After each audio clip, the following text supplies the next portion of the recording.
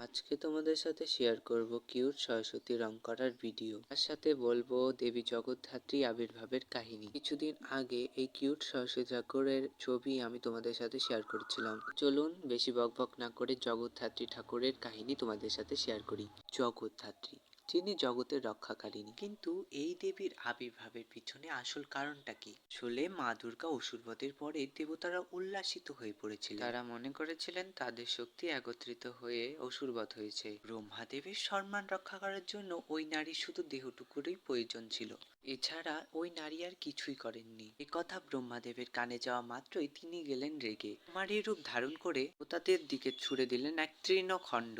তৃণখণ্ডটি কোনো দেবতাই ধ্বংস করতে পারলেন না। পবনদেব ওড়াতে পারলেন না, অগ্নিদেব পোড়াতে পারলেন না, বরুণদেব ডোবাতে পারলেন না। ঠিক তখনই ব্রহ্মারূপী কুমারীর দেশ থেকে আবির্ভূত হলেন এক সুন্দরী নারী। ছিলেন মা জগদ্ধাত্রী। আসলে সবার উপর পরম ব্রহ্মই সত্য, কথা ব্রহ্মাদেব প্রমাণ করে দিয়েছিলেন। দেবী জগদ্ধাত্রী প্রমাণ করে দিয়েছিলেন তিনিই জগতের ধরণী শক্তি। এখনো অনেক লোক বলে, আমাদের এখানে কিছু লোক এখনো এটাই বিশ্বাস করে যে দুর্গা ঠাকুর কিছুই করেনি, দেবতাদের শক্তি একত্রিত হয়েই অসুরবধ হয়েছে।